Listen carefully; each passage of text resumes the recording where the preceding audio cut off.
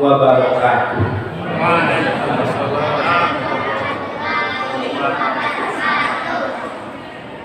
Alhamdulillahi rabbil alamin.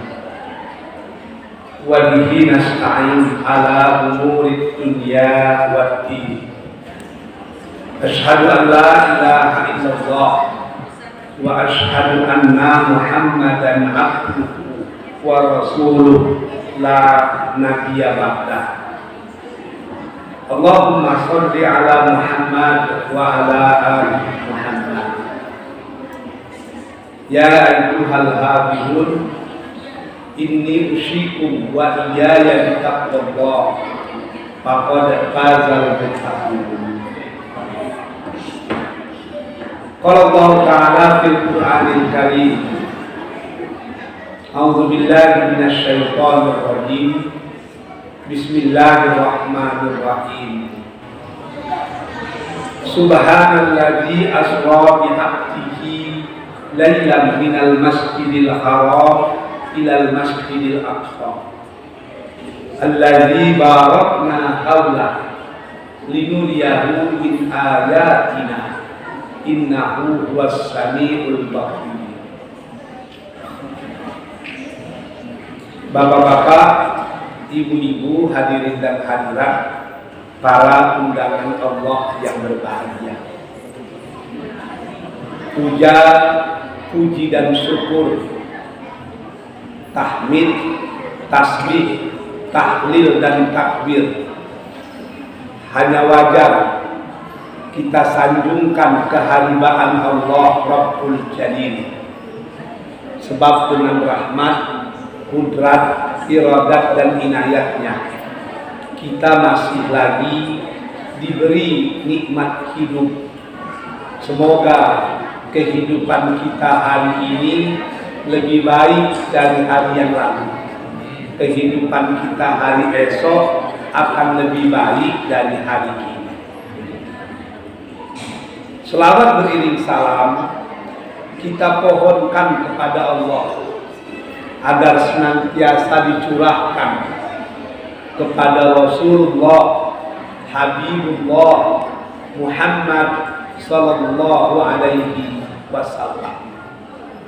Sama-sama kita berikrar agar tetap menjadi umat dan pengikutnya yang senantiasa menghidup-hidupkan sunnahnya dalam hidup dan kehidupan kita, insya Allah. Bapak-bapak, ibu-ibu, hadirin dan hadirat yang dicintai Allah,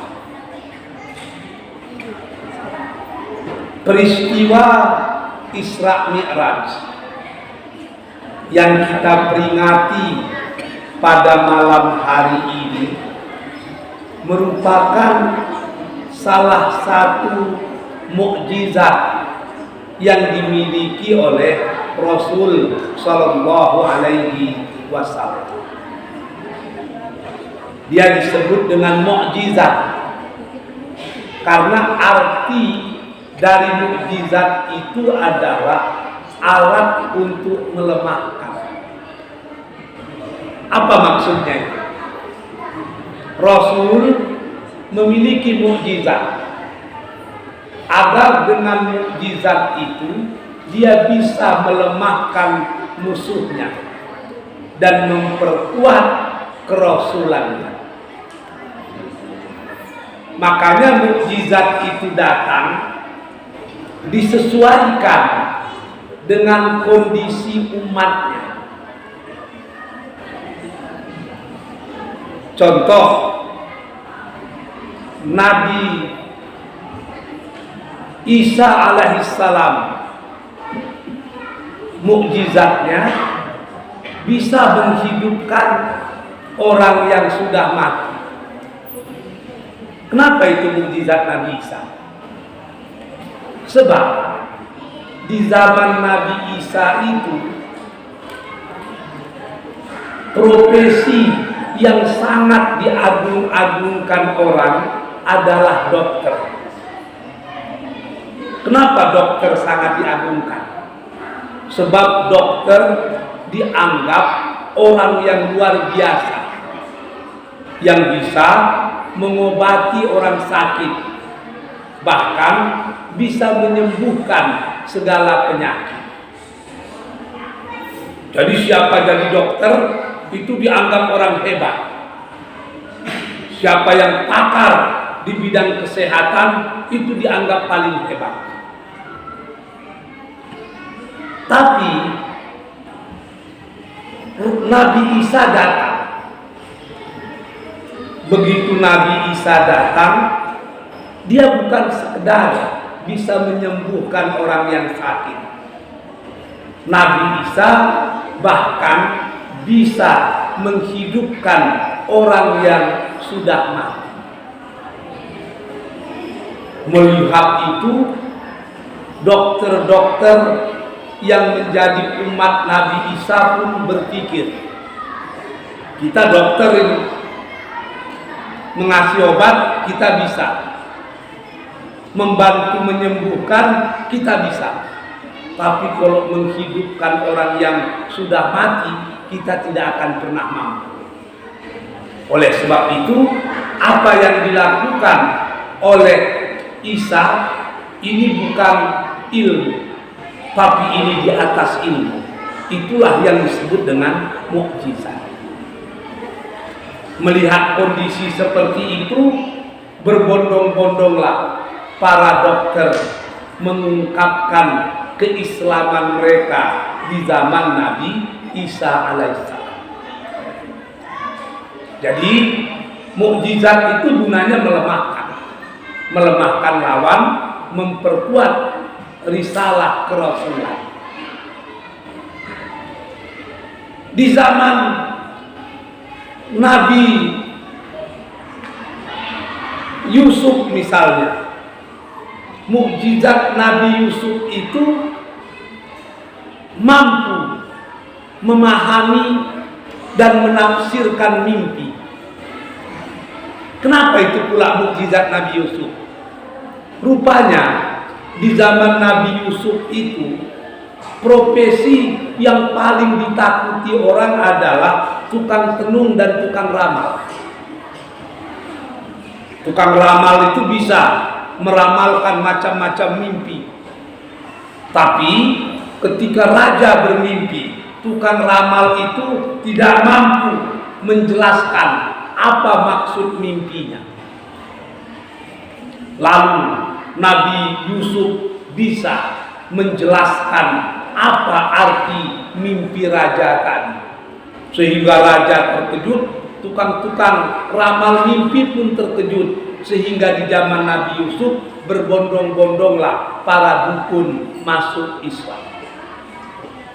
Itu yang disebut dengan mukjizat itu. Nabi Daud, apa mukjizat Nabi Daud? Besi itu bisa dilunakkan oleh Nabi Daud dengan cara yang luar biasa. Kenapa? Mukjizat Nabi Daud melunakkan besi, mengolah besi. Ternyata sejarah membuktikan peralihan zaman batu ke zaman besi itu di zaman Nabi Daud. Artinya apa? Industri barang-barang logam itu terjadi di zaman Nabi Daud. Maka Nabi Daud bisa merubah besi dengan berbagai bentuk yang diinginkannya. Maka pada waktu itu tukang-tukang besi terkejut. Mereka membuat alat-alat besi, memanaskan besi terlebih dahulu. Setelah besi panas, lunak, baru dipukul-pukul. Bisa jadi ini, bisa jadi itu. Tapi Nabi Daud alaihissalam, ketika dia ingin merubah besi menjadi alat-alat industri, tidak perlu dibakarnya, cukup ditarik-tariknya. Besi waktu itu di tangan Nabi Daud persis seperti roti canai. Maka tukang besi terkejut. Gak ada orang yang seperti ini yang bisa melunakkan besi di tangannya. Maka di zaman Nabi Daud, tukang-tukang besilah yang pertama-tama mengungkapkan keimanan mereka. Nah, ini yang disebut dengan mukjizat. Lalu Isra Mi'raj itu mukjizat Rasulullah. Mukjizat yang terbesar tentu Al-Quran. Tapi Isra Mi'raj itu bahagian dari mukjizat. Apa keistimewaan Isra Mi'raj sehingga dia wajar disebut dengan mukjizat? Ternyata Isra Mi'raj itu di antara hikmahnya adalah menunjukkan bahwa akal manusia terbatas. Oleh sebab itu, akal mesti tunduk kepada wahyu. Kalau kita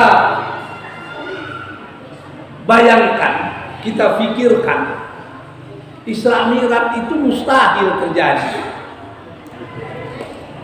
Tidak logika.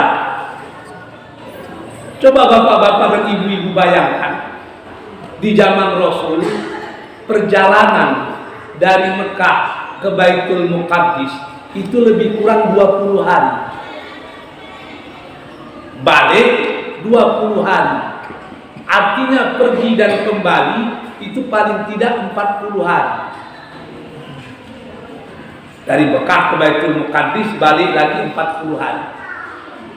Sementara Rasul dari Mekah ke Baitul Muqaddis, ke langit yang pertama, kedua, ketiga, keempat, kelima, keenam, ketujuh, Sidratul Muntaha, Baitul Ridwan, turun balik ke Baitul Muqaddis, balik ke Mekah. Berapa lamanya? Lailan. Apa arti lailan itu? Qillah minal lail.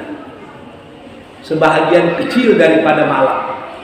Ahli tafsir menyatakan paling-paling itu 12 jam satu malam. Maka qillah itu bisa setengah daripada malam. Artinya peristiwa Isra Mi'raj itu terjadi paling tidak memakan waktu 6 jam saja. Bagaimana menjelaskan secara logika perjalanan yang 40 hari 40 malam bisa ditempuh dalam 6 jam? Itu kalau dihitung sampai ke Baitul Muqaddis. Kalau dihitung sampai ke langit yang ketujuh, sudah bingung kita menghitungnya. Sebab dalam Al-Quran tidak diceritakan berapa luas langit. Tidak diceritakan. Allah hanya bercerita ada 7 lapis langit. Cuma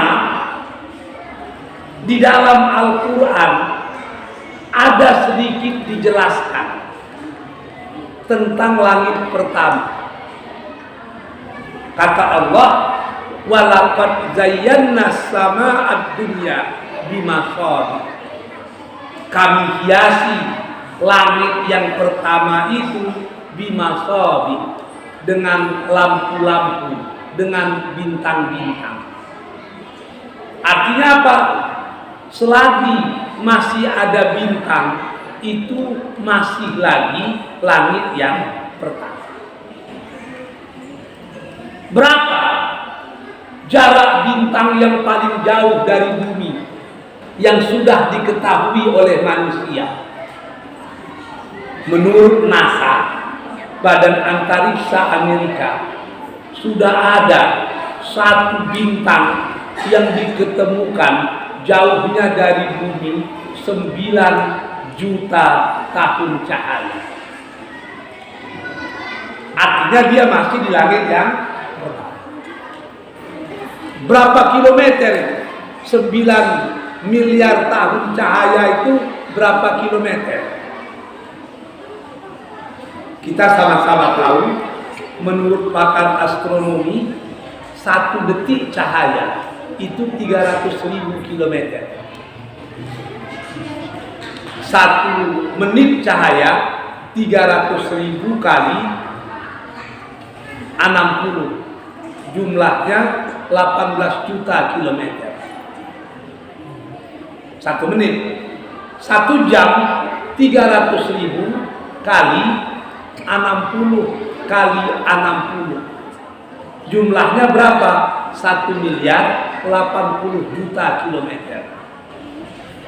1 jam 300.000 kali 60 kali 60. 1 hari kali 24. 1 bulan kali 30. Siapa bendahara masjid di sini?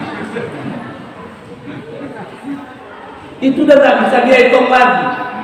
Sebab saya sudah coba menghitung dengan handphone saya. Sampai 1 tahun handphone saya sudah hack. Terpaksa di start ulang, baru dia bisa normal kembali.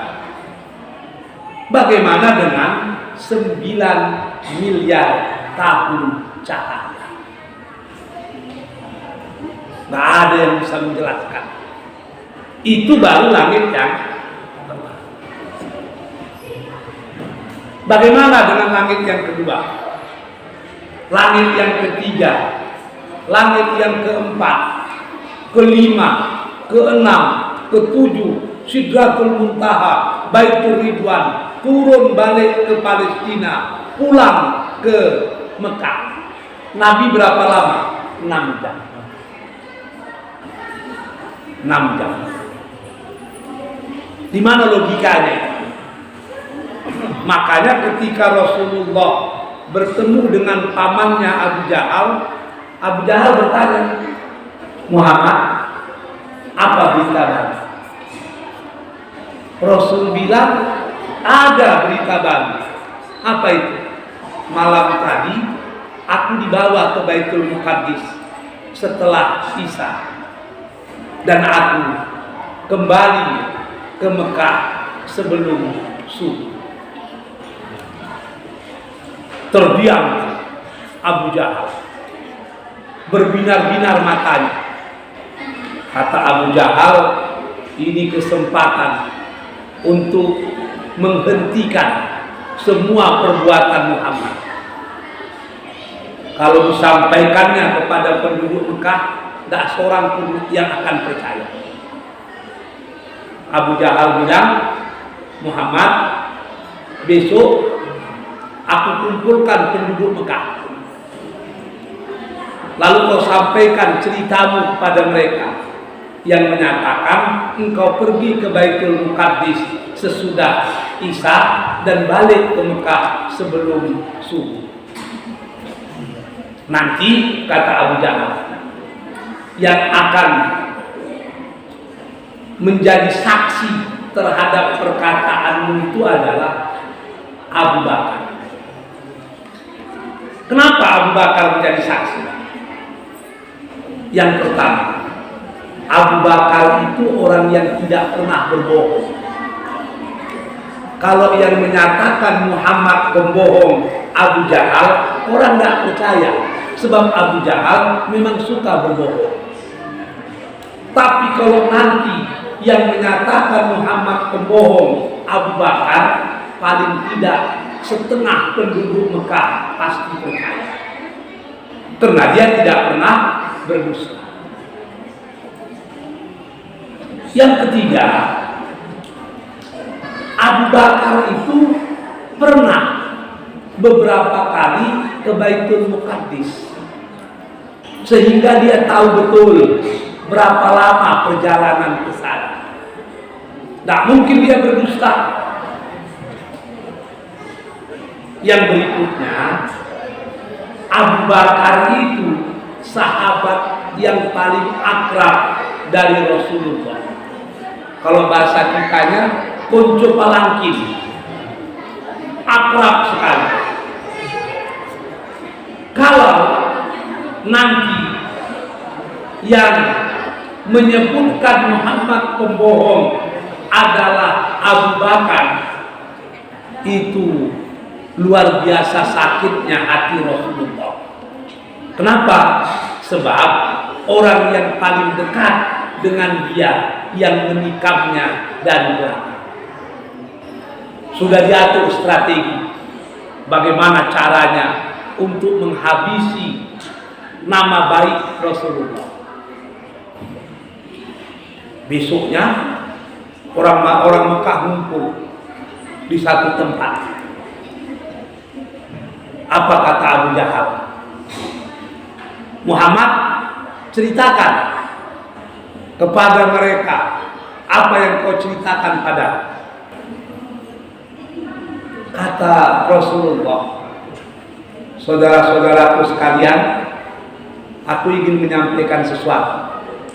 Malam tadi sesudah Isya aku berangkat ke Baitul Muqaddas. Sebelum subuh aku sudah kembali lagi ke Masjidil Haram. Mendengar itu, orang yang mau masuk Islam tidak jadi masuk Islam. Kenapa? Sudah tidak betul Muhammad ini. 40 hari ke Baitul Muqaddas. Dia pergi sesudah Isya, balik sebelum subuh. Ini betul-betul orang yang tidak betul ini. Yang mau masuk Islam tidak jadi masuk Islam. Yang sudah masuk Islam saja terbelah dua. Ada yang istiqomah dalam keislaman, ada yang mundur teratur. Sebab menurut dia sudah salah memilih agama. Jadi orang ribut, Muhammad ini bagaimana? Perjalanan 40 hari hanya 6 jam. Mustahil ini. Tidak ada yang percaya. Yang mau Islam tidak jadi masuk Islam. Yang sudah masuk Islam terbagi dua. Ada yang murtad, ada yang semakin kokoh keimanannya. Maka pada waktu itu Abu Jahal bertanya kepada Abu Bakar. Abu Bakar, apakah engkau pernah berdusta? Tidak. Apakah engkau pernah pergi ke Baitul Muqaddas? Pernah. Berapa lama perjalanannya? 20 hari pergi, 20 hari kembali. Bagaimana menurut pendapatmu? Sahabatmu si Muhammad tadi ngomong kalau dia pergi ke Baitul Muqaddas setelah Isya dan balik ke Mekah sebelum subuh.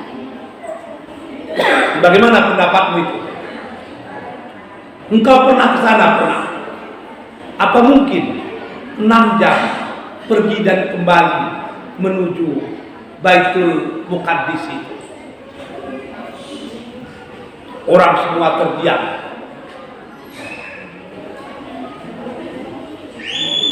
Abu Jahal sudah berbunga-bunga. Habislah sejarah Muhammad. Dia dikadali oleh kawan akrabnya sendiri. Lalu Abu Jahal ngomong, Abu Bakar, percaya enggak dengan apa yang dikatakan Muhammad?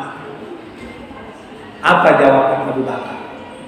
Yang ngomong kalau dia sesudah Isya pergi ke Baitul Muqaddas dan sebelum subuh sudah sampai ke Mekah, itu siapa? Kata Abu Jahal, yang ngomong seperti itu Muhammad. Apa jawaban Abu Bakar pada waktu itu? Kalau yang menyebutkan seperti itu Muhammad, lebih daripada itu aku tetap percaya kepada Muhammad. Kenapa Abu Bakar percaya begitu saja? Padahal menurut logika itu tidak mungkin terjadi. Sebab yang berbicara bukan akalnya. Pada waktu itu yang berbicara adalah imannya. Jadi ajaran Islam itu terbagi dua. ada yang bisa ta'akuli, dipikirkan, dirasionalkan. Ada yang bersifat ta'abbudi, cukup kita berkata sami'na wa ata'na. Apa ajaran Islam yang bisa dinalar? Banyak sekali. Di antaranya apa yang diharamkan oleh Islam itu pasti tidak baik menurut Allah. Apa yang dihalalkan oleh Islam itu pasti baik untuk kita. Kenapa arak atau minuman keras haram? Sebab minuman keras itu akan menghancurkan pemikiran. Mula-mula minuman keras, akhirnya berpindah kepada narkoba. Kalau sudah kena narkoba, habis. Tidak ada lagi guna agama, tidak ada lagi guna akal. Sebab agama dan akalnya sudah terjual.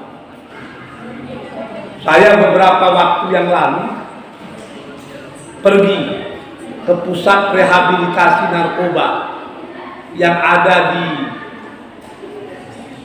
daerah Teratak Bulu itu. Kebetulan yang punya kawan. Saya tengok yang direhab itu anak muda-muda. Muda-muda. Saya pun berbicara dengan mereka. Rata-rata penyebab mereka masuk ke dunia narkoba itu karena pergaulan. Kadang-kadang lucu-lucu kita mendengar bagaimana mereka mencari duit untuk beli narkoba itu. Ada yang ngomong dengan saya, karena duit orang tua tidak ada, besok orang tua memanen sawit, hari ini saya panen duluan Pak Ustaz. Ada lagi yang paling lucu, tidak punya sawit, tidak punya kebun, tapi dia bisa beli narkoba dengan cara menjual hasil kebun orang. Jadi di daerah Kampar itu, pisang yang sudah tua itu bisa hilang tengah malam. Ada yang paling aneh lagi, mereka beli narkoba dari hasil penjualan jengkol, janja. Saya tanya, kok lama kali? Kenapa mencuri jengkol? Kan payah itu, saya bilang. Untuk ngambil buah jengkol itu kan terpaksa dijuluk-juluk, saya bilang. Apa jawaban orang itu? Kami tidak pakai juluk Pak Ustaz. Jadi pakai apa? Batang-batangnya kami gergaji. Udah enggak karu-karuan. Ada dekat rumah saya itu janda, punya beberapa orang anak, salah satu anaknya narkoba. Suatu hari dia pergi motong getah. Jam 12 siang dia mau pulang ke rumah. Ketika mau pulang terkejut. Honda yang jelek, Honda dia motong itu hilang. Dicari-cari, dapat di bengkel. Ditanya siapa yang menjual, ternyata anak kandungnya sendiri. Kan udah bingung kita dibuatnya. Jadi, kenapa narkoba dilarang? Kenapa minuman keras dilarang? Sebab itu merusak akal. Kalau akal sudah rusak, agama pun tidak ada lagi artinya. Jadi ada ajaran Islam itu yang ta'akuli, yang bisa difikirkan, bisa direnungkan, bisa dicari hikmahnya. Kenapa kalau kita sholat badan kita tegak? Ternyata ketika kita tegak itu diselidiki oleh pakar ortopedi, waktu kita tegak itu, saraf-saraf di tulang belakang kita ini mengalami healing, penyembuhan alami. Kenapa kita harus ruku? Ketika kita ruku, saraf-saraf di kidney, di pinggang dan sekitarnya itu mengalami healing, penyembuhan sendiri. Kenapa kita harus sujud? Menurut Profesor Nick di India, tidak ada tempat yang paling bagus untuk menstimulasi agar udara dan darah bisa berjalan normal dan baik di otak manusia, terkecuali ketika mereka dalam keadaan sujud. Ternyata sujud itu bisa mencegah penyakit stroke. Jadi kalau kita udah mulai pening-pening itu, sujud cepat. Itu darah dan udara akan berjalan secara optimal di otak kita. Itu bisa diapa? Bisa ditaakuli, bisa dipikirkan. Tapi ada pula ajaran Islam itu yang tidak perlu dipikirkan, cukup diimani saja. Bagaimana azab di dalam kubur? Siapa yang bisa menjelaskan itu? Tidak ada. Sebab belum ada penduduk Mumbai yang masuk kubur diazab lalu pulang ke rumahnya. Belum ada itu. Sehingga tidak bisa. Bagaimana kondisi di padang mahsyar besok? Tidak ada yang bisa menjelaskan. Bagaimana indahnya surga? Susah menjelaskannya. Bagaimana sadisnya neraka? Itu tidak bisa diteliti. Sebab belum ada para peneliti yang sanggup masuk ke dalam neraka untuk membuat penelitian. Lalu kalau hal-hal yang sifatnya ta'abbudi itu apa yang mesti kita lakukan? Sami'na wa ata'na. Cukup kita mengatakan aku dengar dan aku patuh, ya Allah Tuhan pemilik alam semesta. Jadi hikmah pertama dari Isra Mi'raj itu apa? Akal mesti tunduk kepada wahyu. Yang kedua, hikmah terhebat dari Isra Mi'raj itu, Isra Mi'raj mengajarkan kita untuk belajar. Isra Mi'raj mengajarkan kita untuk belajar. Apa maksudnya? Dalam cerita Isra Mi'raj itu banyak tokoh yang diceritakan sejarah hidupnya. Setiap tokoh itu memiliki kelebihan yang luar biasa, yang setiap kita mesti mampu berupaya menirunya semaksimal mungkin. Apa contohnya? Ketika Rasul dan Jibril melalui satu tempat, seperti hadis yang diriwayatkan Imam Ahmad. Lalu di satu tempat Rasul terkejut. Apa kata Rasul? Jibril, apakah kau mencium harum semerbak yang aku cium? Kata Jibril, iya, aku juga menciumnya. Rasul berkata, bahwa apa ini? Kenapa demikian harumnya? Kata Jibril, Muhammad, kita baru saja melewati kuburan satu keluarga, seorang ayah, 3 orang anak, dan seorang istri. Kita baru lewat di atas kuburannya. Kuburannya sangat harum. Rasul bertanya, Kuburan siapa itu? Jibril menjawab, itulah kuburan Masyidah. Lalu diceritakan siapa itu Masyidah. Rupanya di istana Fir'aun itu, di mana Fir'aun sudah mendeklarasikan dirinya sebagai Tuhan, ada 3 orang yang istiqomah beriman, tidak percaya mentuhankan Fir'aun. Siapa yang 3 itu?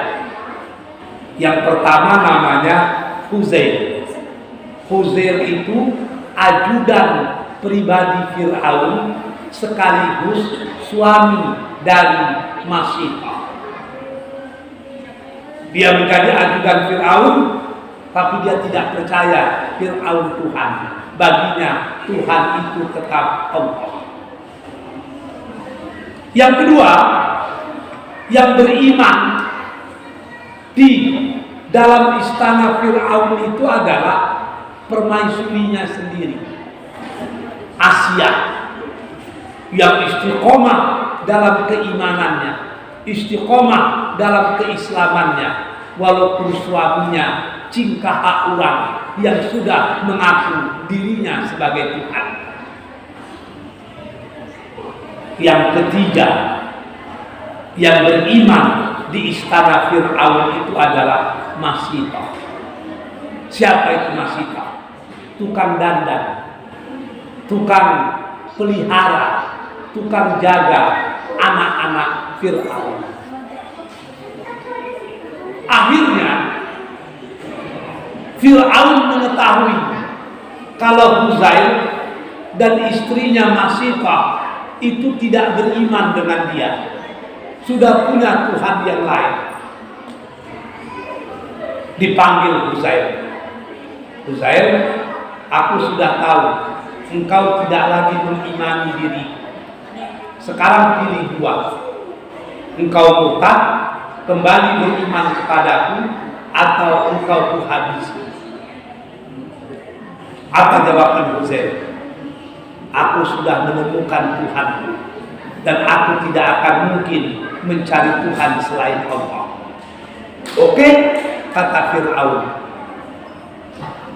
besok engkau akan dihukum mati. Cara hukumannya, engkau digantung di salib, lalu dimasukkan pelepah kurma ke dalam mulutmu sehingga keluar sampai ke duburmu.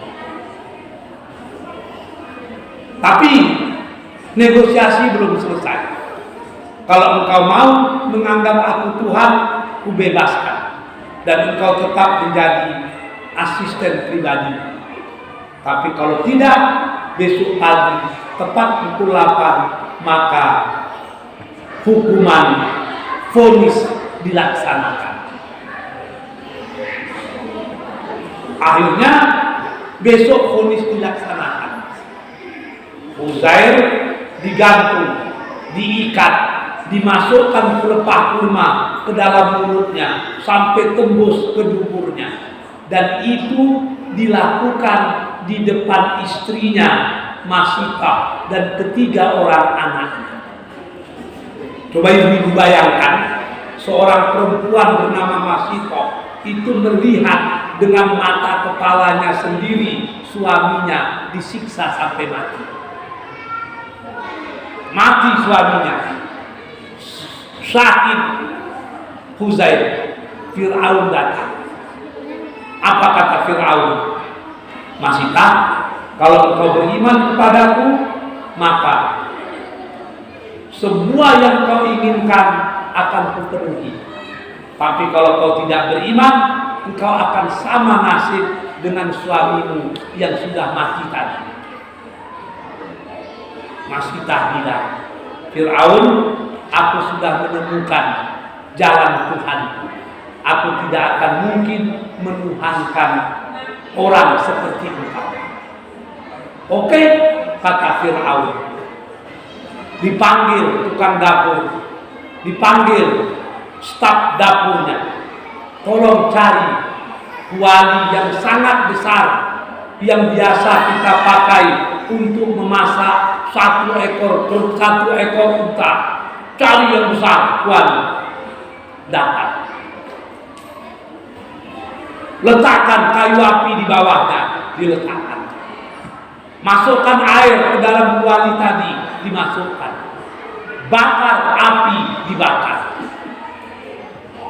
Dipanggil Masita.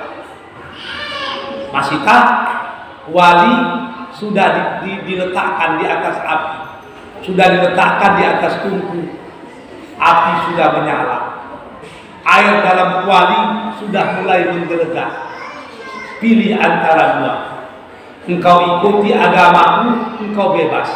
Atau kau masih berpegang teguh kepada pendapat Musa, engkau akan direbus hidup-hidup beserta 3 orang anak.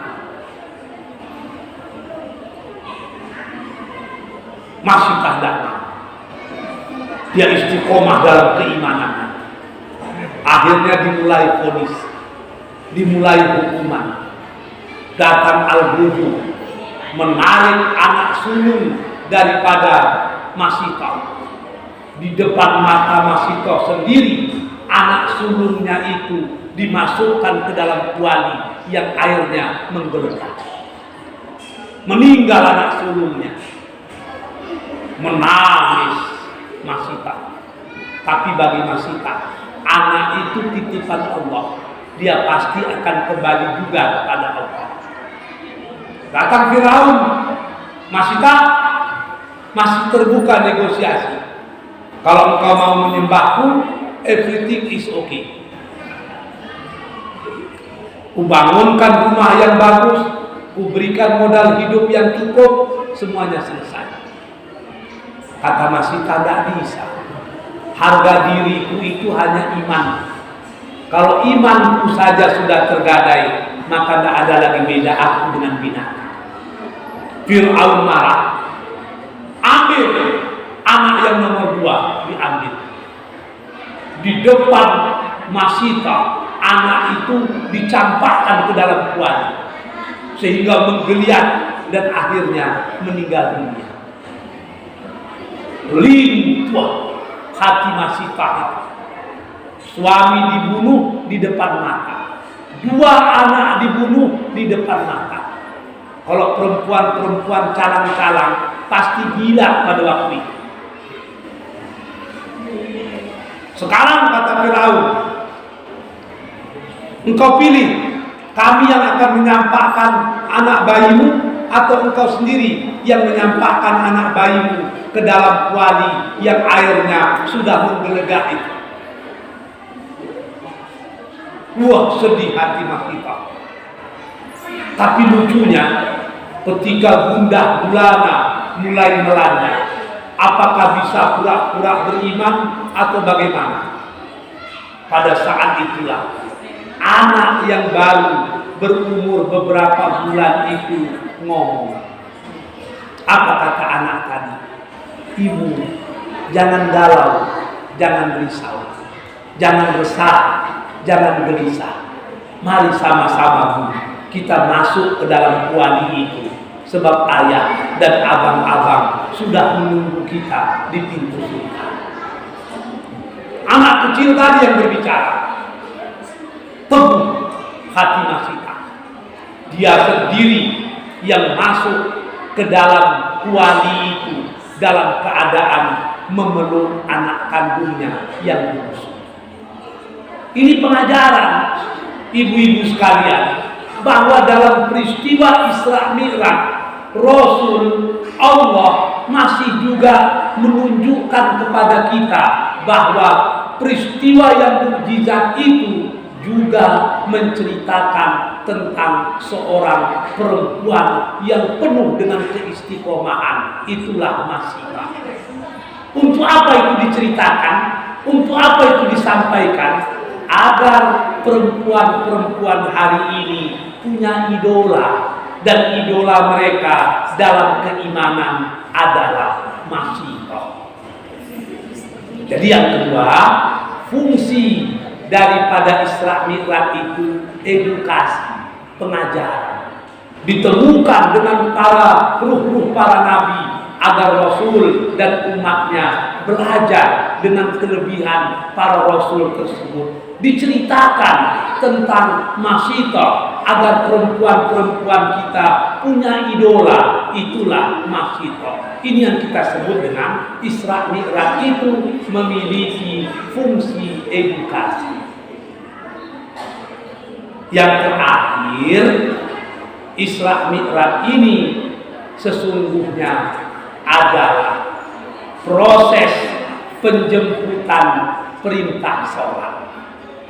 Sholat itu bukan sekedar ibadah biasa, tapi sholat sesungguhnya adalah jembatan emas antara Tuhan dan hamba-Nya.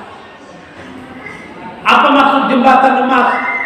Allah memberikan kesempatan yang luar biasa kepada kita di saat sholat untuk bisa berkomunikasi dengan Allah. Apa yang tidak mungkin kita ungkapkan kepada manusia, ungkapkan kepada Allah. Sebab semua kita ini punya masalah. Orang kaya punya masalah, orang miskin lebih banyak masalahnya. Suami punya masalah, istri lebih banyak pula masalahnya.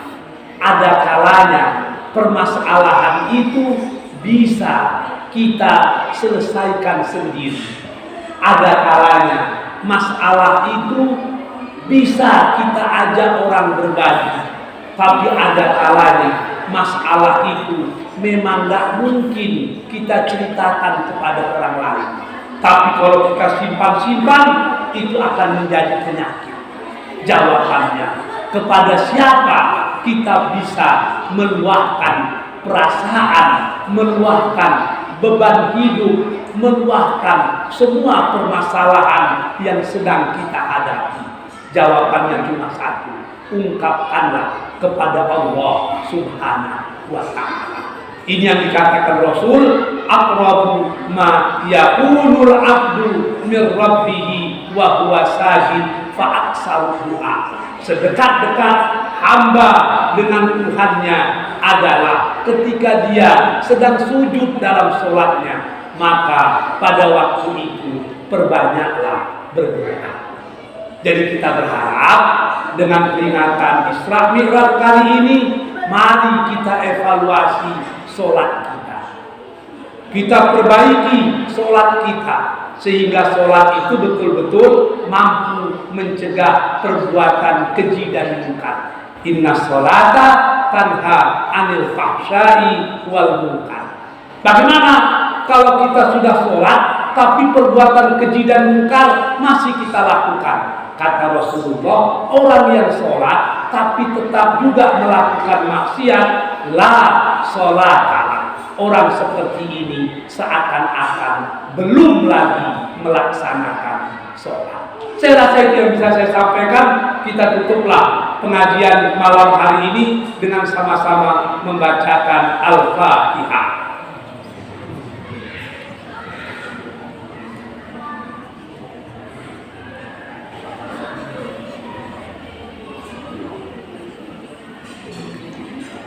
A'udzubillahi minasyaitonir rajim. Bismillahirrahmanirrahim. Alhamdulillahirabbil alamin. Wassalatu wassalamu ala asrofil anbiya'i wal mursalin wa ala alihi wa ashabihi ajma'in. Allahumma ighfir lil mu'minina wal mu'minat wal muslimina wal muslimat al ahya'i minhum wal amwat bi rahmatika ya arhamar rahimin. Allahumma arinal haqqa haqqan warzuqna ittiba'ah wa arinal batila batilan warzuqna ijtinabah. Rabbana atina fid dunya hasanah wa fil akhirati hasanah wa qina adzabannar. Walhamdulillahi rabbil alamin. Taqabbalallahu minkum. Assalamualaikum warahmatullahi wabarakatuh.